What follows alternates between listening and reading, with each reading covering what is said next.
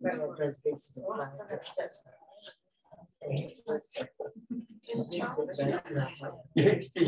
problem is people can't see a smile back at them. Yeah, I mean, I can recognize some people, but not everyone. Ready? Great. Hi, everyone. Thank you for coming out today. My name is Abby Courier, and I'm the Community Engagement and Events Coordinator here at the History Center of Olmsted County.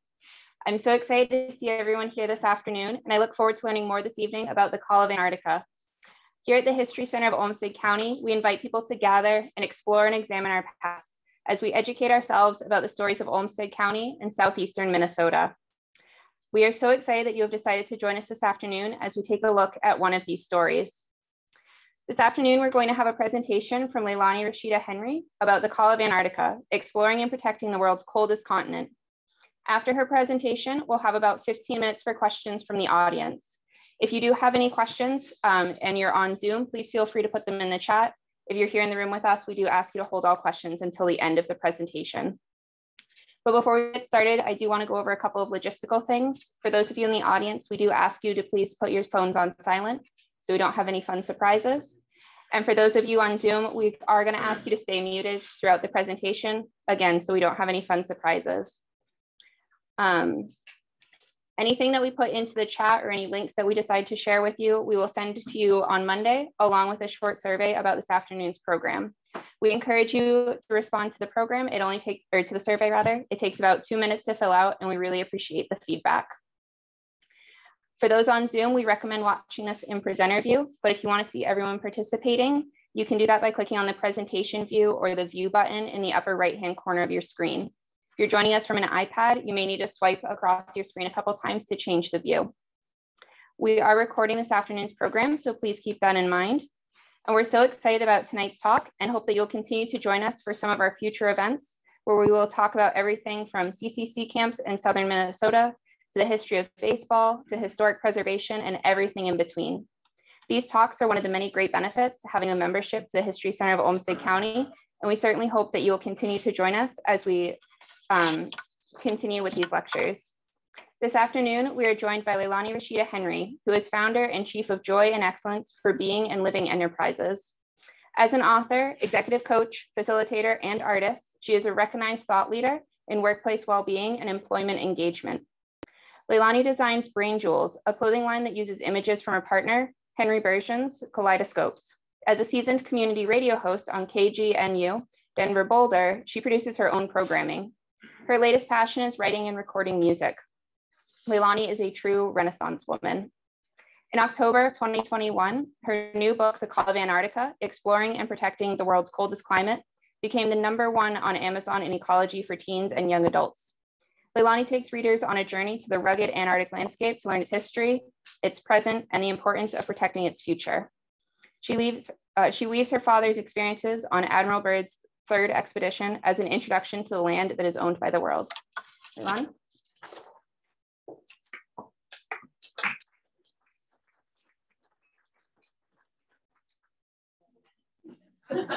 Jenny has on a brain jewel mask, so since I don't have on one. All right, well, how many people knew George Gibbs? Raise your hand. Okay, about half the room. So the history, I want to talk mostly about the Antarctic history. There's a lot of history after Antarctica, obviously, because he was 25 when he stopped doing that. So, and he died at age 84. So there's a lot in between. And you can ask questions about his life afterwards, but this is mostly about Antarctica. And really, those are the 3 main things that I want to share. That on January 14th, he became the first man of his race to set foot on Antarctica. And he was the lowest ranking person on the ship, a mess attendant 3. And he did have racism, he did experience racism, and yet it didn't stop him. And I think the most brilliant thing that happened is that he realized that he was a part of the crew, that they didn't censor that when they needed someone, they just called on whoever it was. And so he learned early on, which is the last one, that leadership is critical. It's just critical. And the captain and the admiral and even some of the scientists were a part of helping him be included. And so he passed that on throughout his life. And what else? There were also 2 other Black men on the ship. So he was lucky in some ways, and he also proved himself that he was allowed to be the first man off the ship, as well as the first Black person off the ship. I read journals during my research process, and there was a scientist who had also said he's the first Negro to set foot on the ice. And so I got the feeling that Admiral Byrd and some of the scientists planned this because they knew it was historic. He was also not the first person to go. He was the first person to set foot, because there were many whaling ships and sealing ships throughout the century or throughout the decades that participated beforehand. They just didn't get off. So it kind of starts, my story starts with Mary Devine, who was a writer for the Post Bulletin. And this is the last piece that she did. And this is George standing by the snow cruiser. And they had made a deal because their birthdays were similar to each other in date. And he had commissioned her to write his book because he just never got around to it and decided he needed some help. And she now is working with the Pioneer Press, and she had a family, and so she gave everything to me. But that's the most famous picture, because that's the snow cruiser, which is at the bottom of the ocean. And the snow cruiser was supposed to be the 3rd base for the explorers, and it failed. And so it's pretty auspicious that he got a chance to stand in front of it. It also starts with the journals because my mother, when she moved after my father passed away, Joyce Gibbs, if you don't know Joyce, and in the move, the diaries were behind the dresser in a plastic bag with an autograph book. He had 2 diaries. And he always said, well, I'll write the book, but I don't have enough information. I thought, how could you not have enough information? But that was a long time ago, so okay. Well, it turns out he never said he lost the diaries. And that's what happened. And I had the job of transcribing his handwriting. He wrote every day for 6 months, at least that much. And he filled up a page, sometimes a page and a half. And I could recognize his handwriting.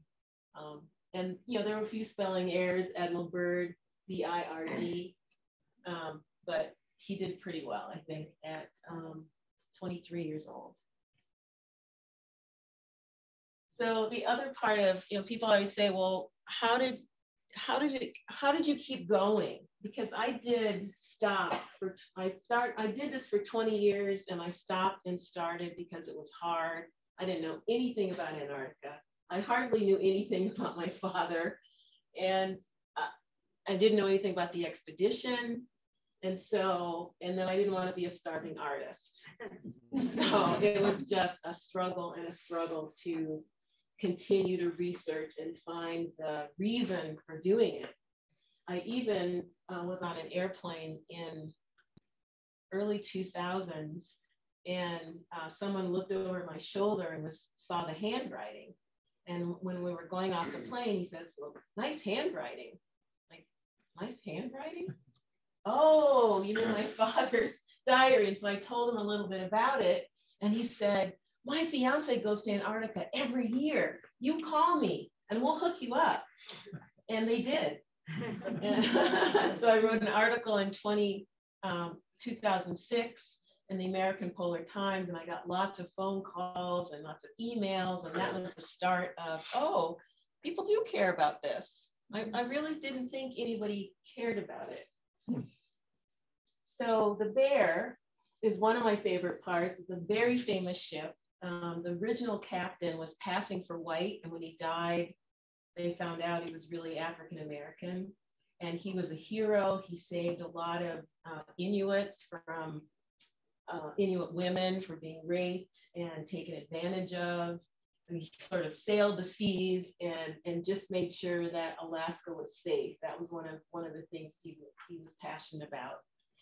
There are very few pictures with the bear in sail, full sail. All the pictures you'll find that you can't see the sails. And the mascot, of course, that was a postcard that my father had in his files. So the bear was just magnificent. And Admiral Byrd took the bear out of a museum for $1. The Navy paid $1 to get it out of a museum in 1939. And had been in a museum for a few years. But he depended on the bear for his first and his second expedition. And so the men on the ship said it would never get out of the shipyard. They were convinced that it wouldn't get out of the shipyard, much less go to Antarctica. But it definitely saved the day. The other exciting thing about the bear is they just found it at the bottom of the ocean near Nova Scotia. And Jenny knows because she's seen a little bit of the play that I'm writing. And I start with the shipwreck. And people are saying, well, why are you doing that? No, who cares about this old ship? Well, they care. That's the theme. People care about this. And at the bottom of the ocean, they found it because they saw the steel picks and the steel on the bow of the ship intact. And it's a secret exactly where it is because they want to preserve the history and get the right people down there to dig it and find out what's going on. So that's another exciting piece. So I think I might keep my opening. This is the crew, and Gibbs is over middle row there. He doesn't look very happy. So who knows whether it was super cold that day or whether somebody had said something to him. There were a couple people on the ship that were very mean and were relentless around racial dynamics. And think about, the Jim Crow era where white people were not used to working with Black people. And so there were a couple that just couldn't let go of that. And he writes in his diary that this was in April of 1940 on their way home, and the people really hadn't let up.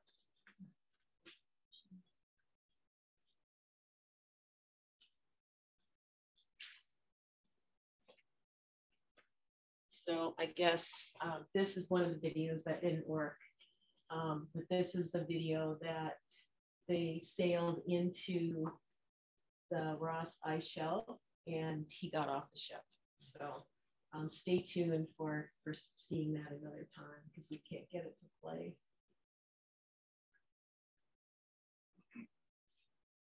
So I wanted to show you a couple of things that I transcribed, and I put these these aren't in the book, but these are in the play. And the one on the left, Abby, is there a laser? Is it right here on the top? Okay. Well, yeah. It's this red button. Okay. All right. So I like this one because he hardly ever complained. And he didn't even really say what his job was. And part of it was, I think, because it was a classified mission. So when I went to find information about the expedition, many of the books deleted, or they didn't have it in there. And I never could understand why, what was that about? And I finally found out in my research. I met with Louis Colombo's nephew, whose uncle was a scientist that stayed on the ice. And his nephew, Robert Colombo, was in the CIA, retired CIA. And he found out that it was a classified mission. He confirmed that for me and then said when it was declassified, which was actually not that long ago. So anyway, I just think it's interesting that my father made sure that he said he lost his food. Everyone lost his food, even I lost mine. And then he did talk about taking saltwater showers and cleaning clothes out of a bucket. And that was one of the themes throughout the diary, is that kind of hardship. But he never said exactly what he was doing. And then this one, I know he loved Panama, and the Panama Canal was brand new at that point. And so that was amazing for a 23-year-old person to be a part of that. And then he always had my uncle, who was really his best friend, Uncle Fred, who passed away, said that your father always talked to admirals. And whatever moved his career forward, it was usually an admiral that got something to do, did something for him. And here's another example of, and I have tried to track down anyone else who knew about this poem, and nobody knew that MacDonald wrote the poem and gave the poem to George. So there's a lot of fun little mysteries embedded in this. Okay, Abby, I think this is the one. No, I think it's this one. Oops. Okay, so we have just a tiny bit of technical difficulty here because I have a Mac and Macs don't like. Okay, so we go. This is the video you have? Yeah. Okay, so I wanted to do this.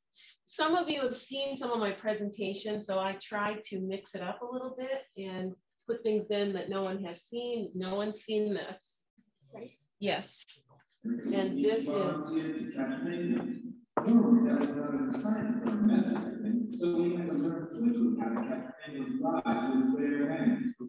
This footage of James Dean, Collections Manager, Division Byrd, Department of Systematic Biology and Smithsonian, showing Leilani preserved from the expedition over 60 years ago. This is one of the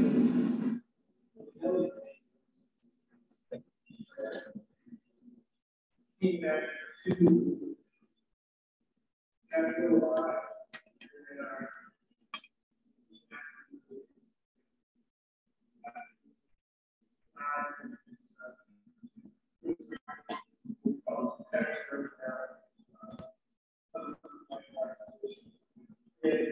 This one, both together, is easier. The old that is together about 1956. All these things were the largest dialogue in our setting.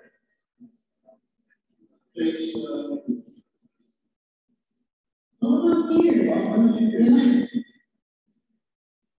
This is also another one. These are,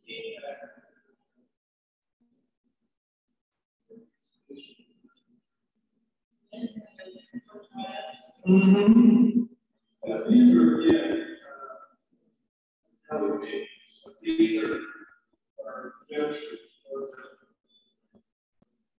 Are these chicks? Well, this one here is one of those collected. It started with old stuff. It's more cool. This was one of the ones that was collected in January 1941 as part of slavery in the Feb War. This was part of the U.S. Antarctic Exploration Service. These penguins, different species. I was looking to see these here are Valley penguins.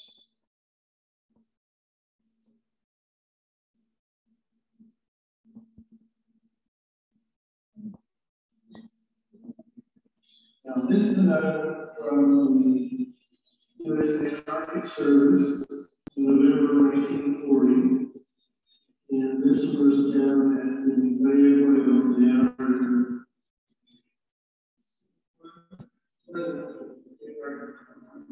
so they're in East Bay. Like in the chief staff, the again at a safe location, February, March 1941.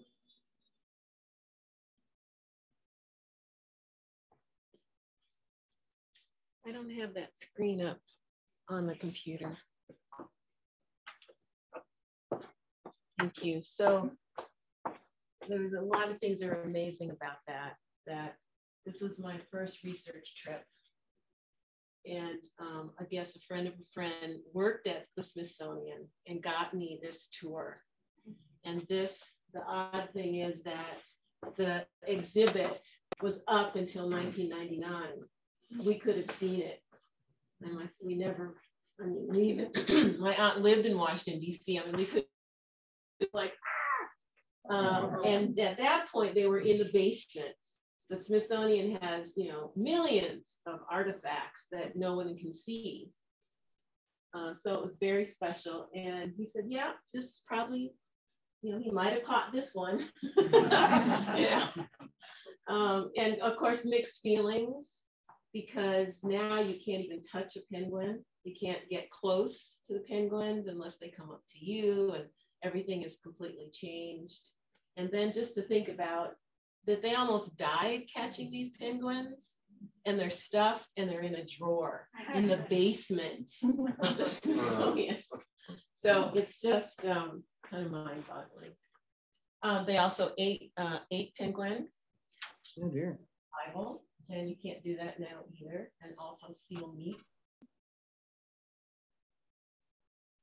So the story on this, again, with my research, one of the people that I contacted after I wrote the article for the American Polar Times was Jim Richardson, and his father, Jack Richardson, had gone on the expedition. And they said, oh, just come and visit. They live in Maryland on the ocean, and just, sure, come and visit for the weekend. So I did. Sight unseen, as my father used to say, sight unseen. And we just fell in love right away with the whole family. And so I'm digging through the files, and he's got trunks and moldy, smelly stuff we're going through. And I only have a weekend, and I could have been there for 6 months looking at everything. So I'm digging through a folder, and I pull out a letter that had some sort of joke about black huskies, ha ha. And they told me that it seemed like that was something that my father would have joked about with one of the men. And then the letters, and it turns out the letter said, Dear George, and I'm still like, no. But anyway, we put it aside, and then we keep going, and then we find pictures. And we find this picture. So my father didn't have this picture. It was in somebody's basement. And if I had never written the article, I would have never seen this. And actually, there were 2 pictures, and one, he wasn't smiling. And I had to call Uncle Fred and say, is this my father? Because, that was the first picture I had seen, except for the one by the snow cruiser. So anyway, that same warm smile that most people have seen, there he is. Leilani, you have that same smile. You really do. I have his hands too. Yeah. Another collage. So you can see the bear without the sails. You can really see his hands close up on that ship. And then Jack Richardson was a dog driver. So one of the things he got to do when they were on the ice is do the dog sledding.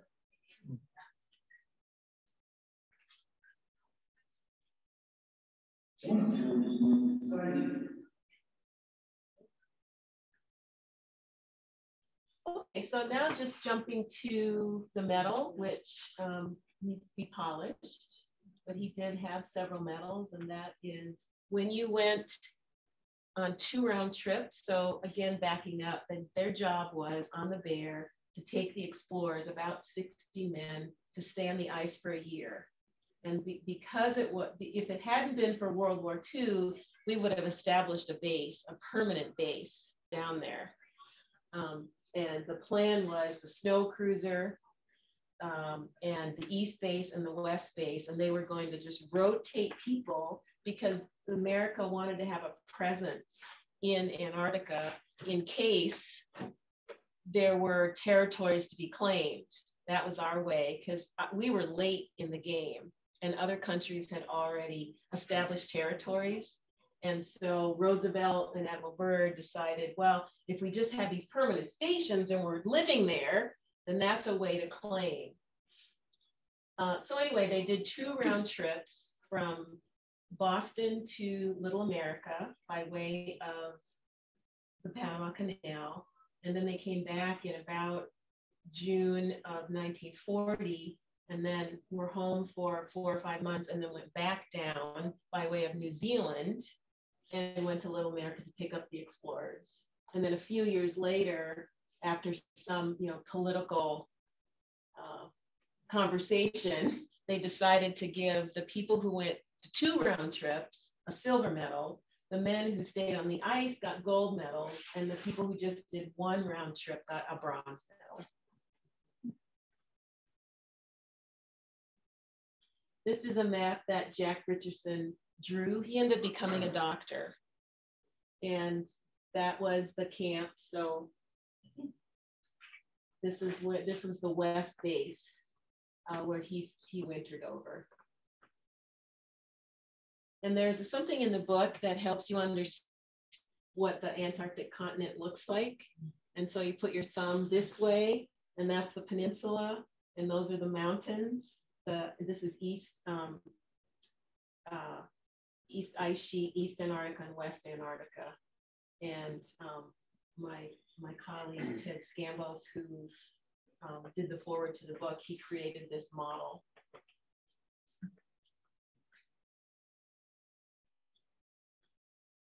And sometimes people say, well, what did they eat? Well, they tested a lot of dehydrated and frozen foods. And this is a label that I found in the files of Jack Richardson. And my father always liked asparagus. And I always thought that, why asparagus? I mean, most of my friends didn't know what asparagus were. And here's one, oh, I love asparagus. Well, now I know why. And then these are the real penguins that you saw that were stuffed. So that Adelie penguin is named after someone's wife. No, I'm sorry, this is the chin strap because of the smile, and the emperor penguins. And then that might be Adelie. I think Adelie's between, the sizes are between here. And so they took some live penguins back, and then some of them they stuffed and some of them they ate.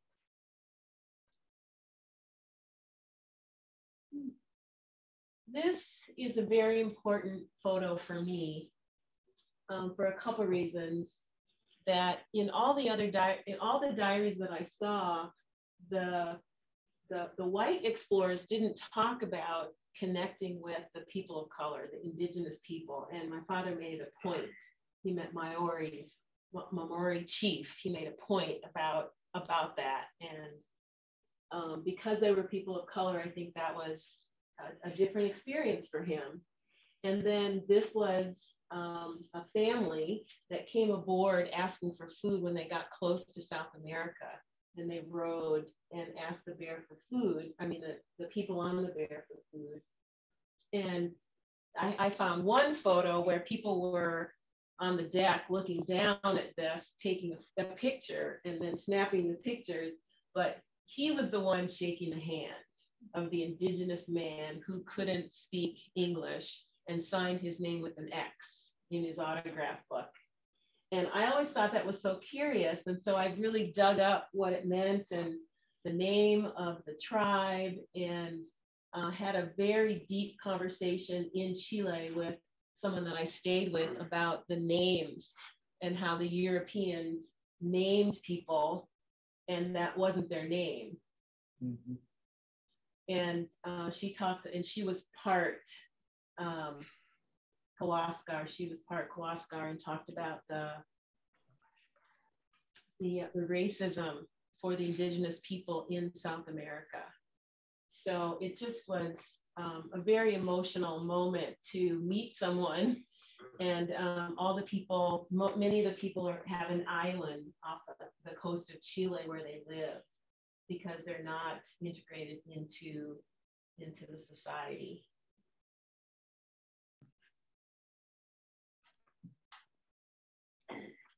And this is near Margarita Bay, and it's not some place where we can go, but you can see that it's Gibbs Point. And then just wanted to remind you of Gibbs School, and some of you might have been at the opening, but Michael Rambo created a rap song for the students and had a picture of George, and then they would, George W. Gibbs Jr. And it was really very cute. Oh, it's playing.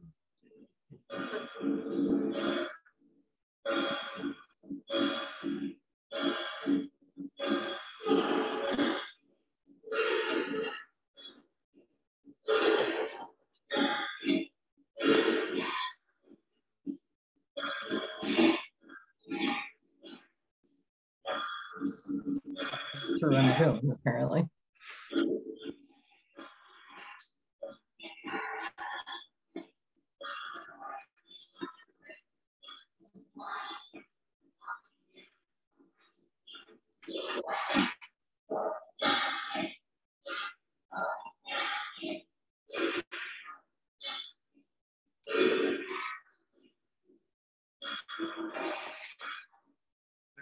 That's enough.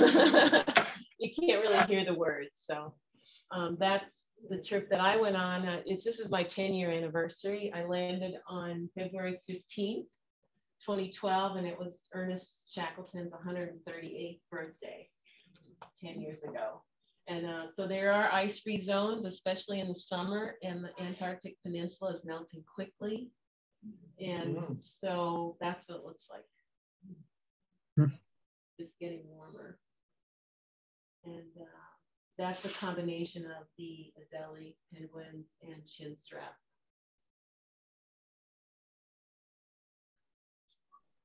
And that was the Rochester, one of the Rochester magazines. So we don't have a lot of good pictures. I think that's the best one. And a lot of them we didn't take, so the copyright for it, but it's such a great photo. It's probably what my forehead will look like in a few years. I can see your whole forehead now. Mm. What do you mean? Oh.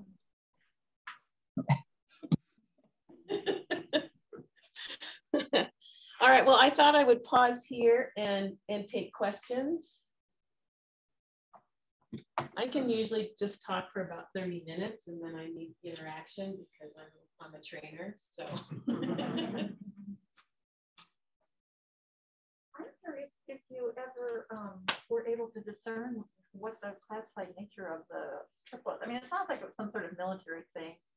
Well, it actually was military. Yeah. So thank you for asking. Okay, so the classified piece was that the Germans were in Antarctica and the war was impending in 1938, and they were learning to work and live in the polar regions. And the concern was that as Germany was taking over the world, or wanted to, that nobody knew exactly how that was going to go. And so the Roosevelt asked Admiral Byrd to stop his, as a private citizen, he was going to do a third expedition, and said, why don't we go ahead and partner with the Navy, and we want to keep an eye on the Germans. And so they didn't want it to, even though it was in the New York Times, everybody was following the expedition, so it wasn't secret in that sense. The real mission, though, wasn't clear. And even, again, in some of the diaries, and I took some liberties with the play of, but men didn't know. They didn't know exactly why they were going. And again, that didn't make sense. Admiral Byrd didn't get his orders until Panama. And so I was like, okay, well, we're going, but why? And so they kept a lot of that secret, and they just were taking bets and making jokes about why we're actually going. Yeah. Were Germans actually there? Germans in 1938, they did have an expedition, but they didn't build a base. So there's a German book that says that they were down there and had nothing to do with the war. And the Americans thought that that wasn't true. So who knows? What else? What else would you like to know? Yes. I'm just glancing at your book, and I really like the way you incorporated climate change into it. It's almost a blessing that it's taken you so long, so that critical element is part of it. Did you just want to talk a little more about that? Well, I think that, yeah, Dominica was the acquiring editor for the book. And then she retired, and I was on my own with the publisher. And that was drew her to the story, as I had started blogging about climate change. And she said, you've taken a 20th century story and made it a 21st century story. And I didn't actually know what I was doing. I just, except for I didn't like history. And I was avoiding researching about this expedition that I didn't really care about. And so I thought, well, okay, what I care about is what's happening to the planet. And so when I started blogging about that, and then pieces would start to come together, and it was like clear that Antarctica is melting. And so then that gave me a reason to want to have more information. Yeah, so the peninsula is melting the fastest. And there was even rain recently. And there were even, I mean, there's lots of species that, flowers and things that weren't there before.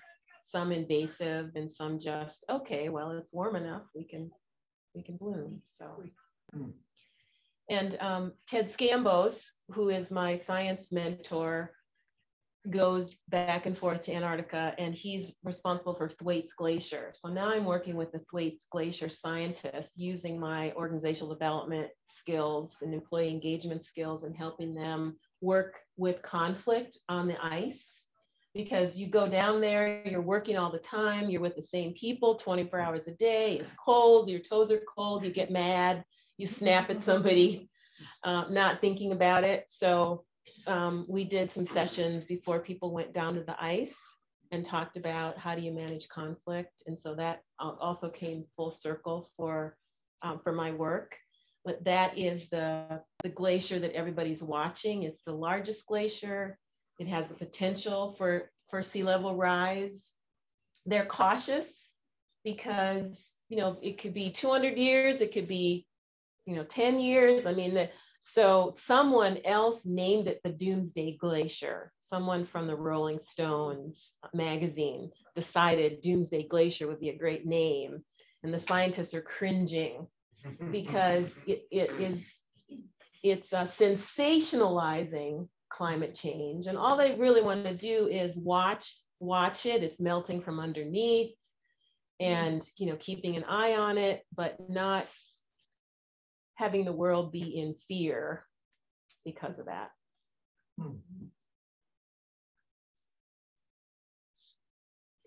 What else? Are there any questions online, Sandy? There was a question, were there any native settlements or artifacts found on the expedition? No. No, because people get the Arctic and the Antarctic confused. Antarctica has never been colonized. There never been people there, unless you want to dig into the alien stories where they live under the ice, or that, eons ago when it was tropical, perhaps. No, there aren't any artifacts from human beings. There are lots of mythology around it. And then no polar bears either. just penguins and seals, Antarctic terns, a couple of petrels, you know, that kind of thing. Sea lions, no? No, just seals. Just seals. Yeah, sea lions are more California, but same kind of family. Alaska too. Yeah, same family. Okay. Did your father bring back any objects from the expedition? I do have a message bag, and that is a canvas bag about this big. Looks like you could probably put a cell phone in it, and it has a long tail that's about the color of my suit here, and it's written on it as message bag, and inside of it are a couple of pieces of carbon and a pencil. And what it was, on the trail, they would leave messages and then stick it in the snow, and the flag could fly, and people would know that there was a message there. And this was given to him by Richard Black, who was the head or the leader of the East Base, and he stayed on the ice. So that's one of my, and that artifact, no one has seen it. No one at the University of Boulder, you know, Ted Scambo, I mean, no one has seen this thing. So I'm hoping that I'll be able to have an exhibit at the Smithsonian and have some of these important things that nobody has seen. But not down in the basement. Not down in the basement, yeah, at the African American, at the new African American history. Can you say more about how George, you know, he was really skilled at tolerating and navigating the racism, and where did he get that skill? Who influenced him, right? Because people react differently, and really, I think, you know, to repeat the question in case you didn't hear it, so where did his disposition come from? How did he manage and maneuver in this environment? And I don't know. I can only say that, you know, we all have different personalities, and some people are good at working with people, and some people aren't.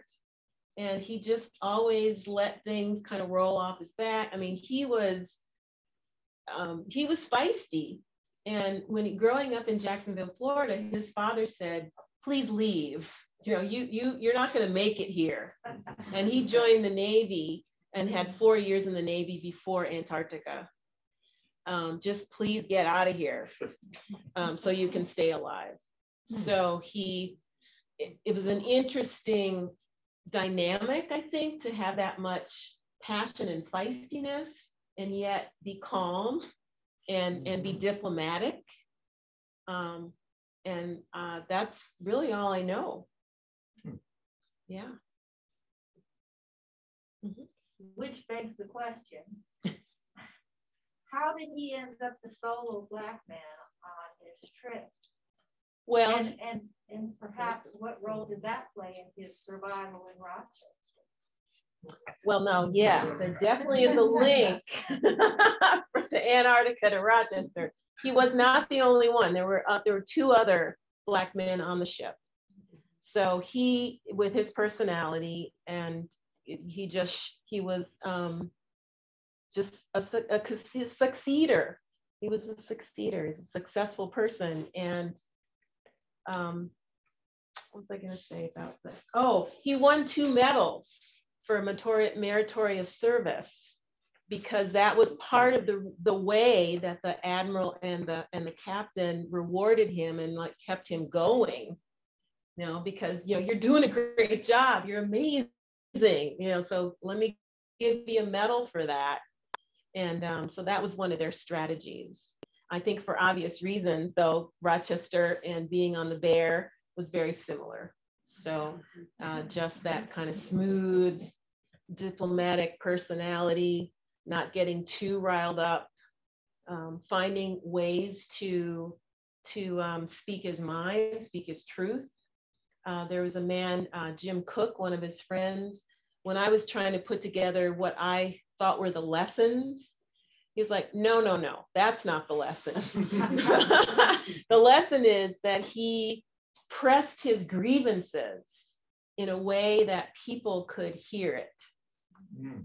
So he didn't let it go. And this was something a friend of mine the other day is from New Orleans. And she said, in New Orleans, everybody's a little bit laid back, and the relationship with Blacks and whites, for example, are still contentious as they are other places. She said, but in New Orleans, if something happens to you as a Black person, you make a note of it. And you, on your way out the door, might say, okay, yeah, I got you. I mean, like they remember, and they push back. And I think that's what George did, is he's like, yeah, okay, I get that. And what about this? And not let it just lay.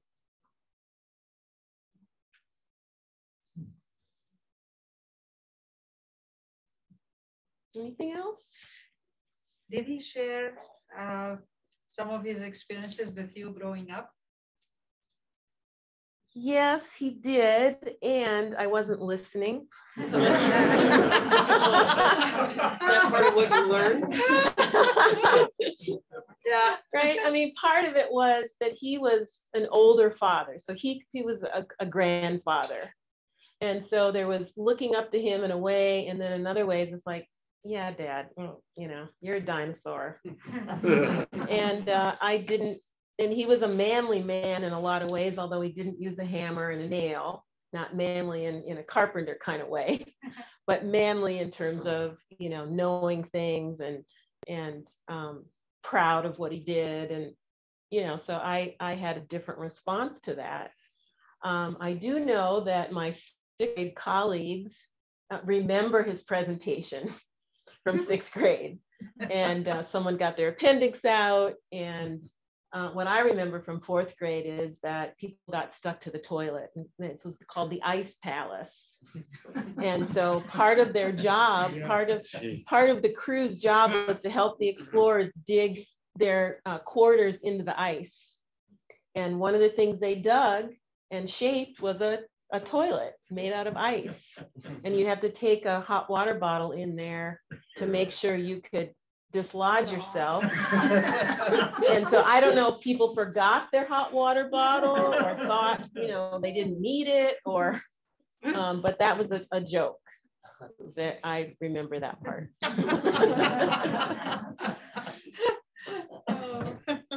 Yeah, but there are many people, some who passed away now from Rochester, that remember certain things. Yeah. And one of the things was that if you saw George Gibbs's name on the speaking, you know, the speaker, yeah, they would say, oh, ha, ha, ha. I wonder what George is going to talk about, ha, ha, ha. Because everyone knew he was going to talk about Antarctica. So. Will you talk a little bit about the art that was that you included in the book? That was one of the things that. Say that again. Talk a little bit about the art that you included. Oh, that was part of what we talked about in developing the book that I thought was powerful. And how did you end up making the decisions you did? Yeah, the art in the book is very important. First of all, for me as an artist, although I'm not a visual artist, an artist though, and just realizing that every expedition from the very first one had an artist. And of course, at the beginning, there weren't cameras, so that was the only way to keep track. And yet, even when there were cameras, then there was always an artist. And one of the things that I realized, because Antarctica is like Colorado on steroids, and I have a beautiful view that I see every day. And I try to take pictures. And of course, I mean, I do have it's a cell phone, but still you can't capture the sublime colors of the sunrise, for example. And so the artist's renditions, one of the places I went for research, and Mother was there at the Scott Polar Research Center in Cambridge, England. And there were an artist on one of Shackleton's expeditions, stunning, stunning colors. I can't even describe it, just sublime is the word. And so I wanted to share the fact that people came along for this, and this is a huge role that people had, and a gift in one of the things that was left out of the book was in London, they had an exhibit where they had found a beautiful scene, oil painting of somewhere in New Zealand. And through laser technology, they found out that it was actually an iceberg. And the artist had painted over because maybe ran out of canvas. Oh, this dumb iceberg, you know, this is beautiful in New Zealand. And so that I wanted to put that in the book, but we couldn't get the copyrights for that. I wondered about that too, if it was difficult to get permission to use some of the things you wanted. That was really the only one, or cost would be the other inhibitor. Yeah. But yeah. Yes. Well, I had a few conversations with your father, and one, you know, talking about the Antarctic, and I told him about a time that I was on an ice floe for a few hours, trapped on ice floe. And of course, then he started telling me stories about the ice, but also about struggling, you know, going and catching penguins and how they struggled. Now we kind of laughed about that story together, but I remember that and really cherish that story. Wow. Yeah, that is, in my research, I found out about that story. So I didn't listen, or he didn't share with me that story, but I put that in the play. Yeah, so they almost died catching penguins because it fogged over and you could barely see your hand, and they had no idea where they were. And the ship didn't know where they were. And then, you know, long story short, they heard the horn and started rowing toward the ship's horn. And that's the only way that they found their way back. Mm-hmm. Yeah, so that's a pretty dramatic story. And that was at the end of the trip almost. So can you imagine, you know, going through all of that and then almost dying at the end? The other thing, he had a great sense of humor, right? I mean, and the other thing he did was he did study. He didn't know anything about Antarctica and was sort of voluntold to go there in a way. It's like, well, no, you can't go to Spain or anywhere else you want, but since you've re-enlisted, let's get you to volunteer to go to Antarctica. So, okay. But he didn't know, and so he did the research, and the bear rescued Greely's men. If you don't know the gruesome story of the Greely expedition, where there was some cannibalism. And so his joke was, when they were stuck in the ice several times on the ship, and his joke was he could see the officers walking around with salt and pepper shakers, deciding.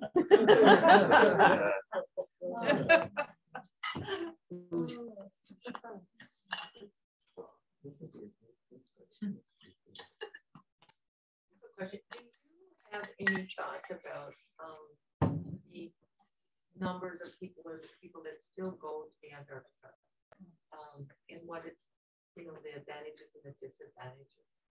Yeah, you know, it's about 40,000 now a year, and the number is climbing. And it's expensive. It's very expensive. Yeah, and that's a good thing. Because there is the good news about going there is that people learn and come back and they're ambassadors. So when I went, you know, it's like, oh my gosh, this is just extraordinary. We need to protect it. And so that was also part of my emphasis when I went. And then now everybody, well, let me back up and say that I was with a party of 2 other families, and they were going to check it off the list because they had been to every other continent. And so, and no one was going because they were caring about it or that sort of thing. So the downside is that people just go for a trophy and they have no idea the impact. That said, there are organizations that are very, very careful about, you know, you have to spray your boots before you get off so that we don't carry anything that is not indigenous there. There are very strict rules. You have to wear suits. So they do a good job of doing what they can to protect. And yet my biggest concern is the luxury liners that are going. That's going to change it. Yeah. Yeah, they're not even adventure tours. They're just waving and taking pictures. Yeah. And yes, there is the treaty.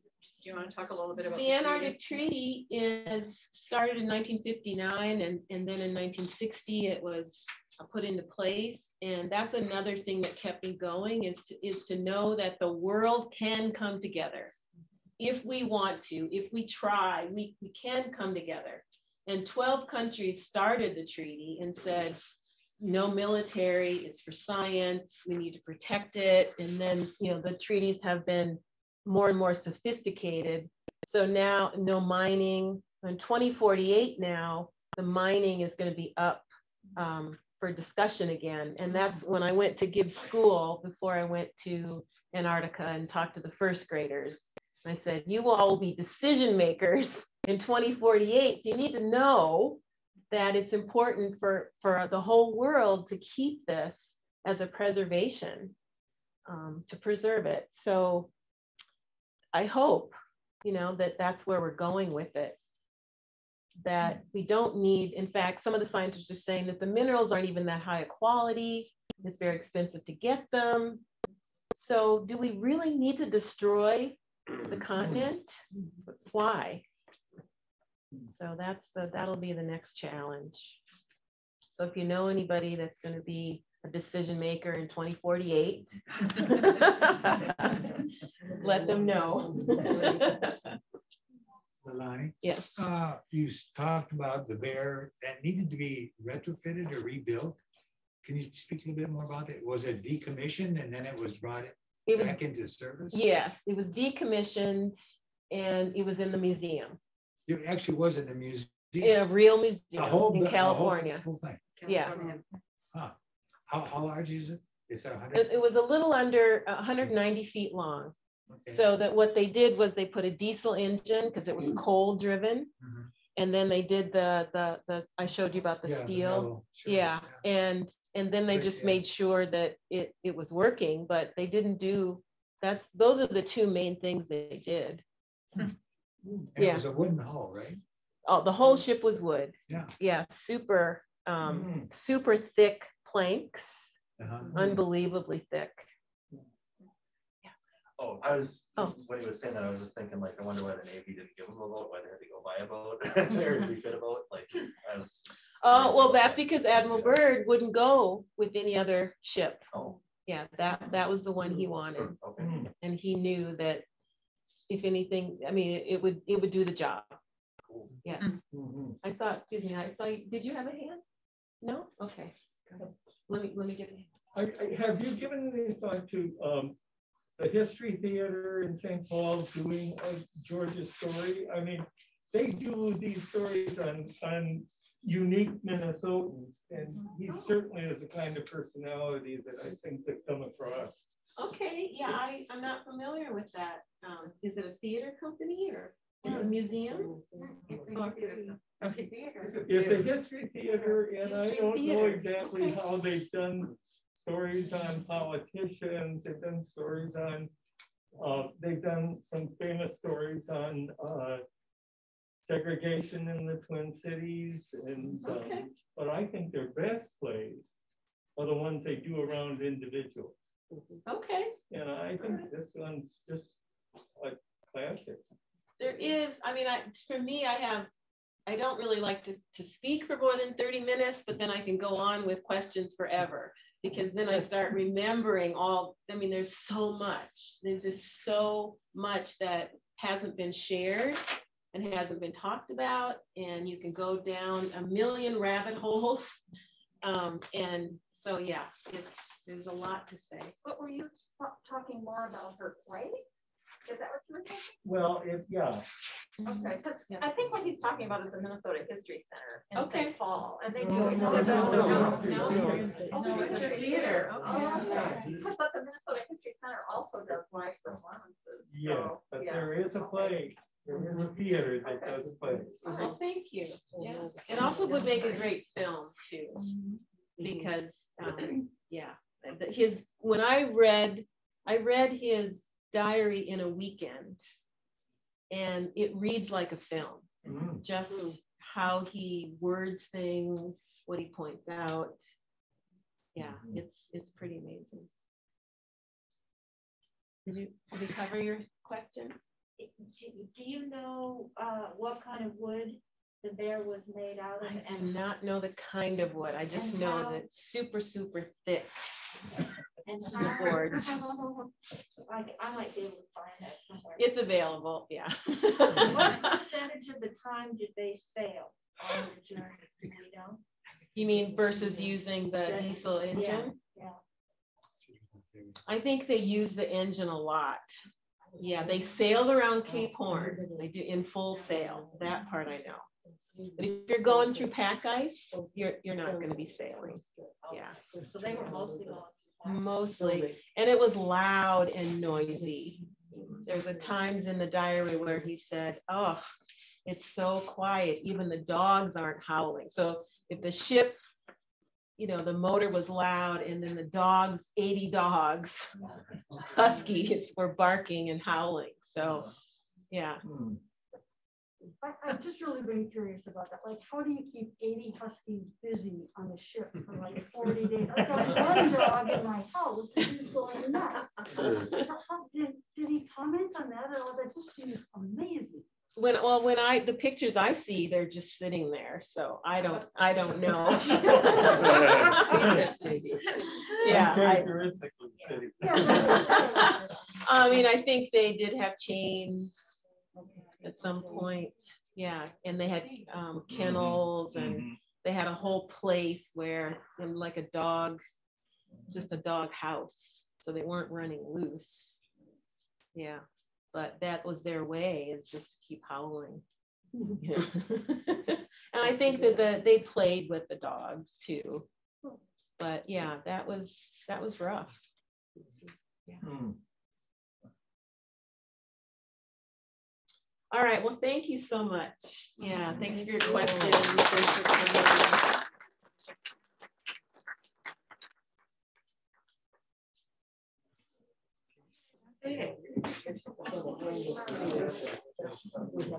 Oh, I should. Oh, okay. We're gonna, yeah. Oh, yeah. Yeah, I wanted to ask you one question. Yeah. Any food or anything?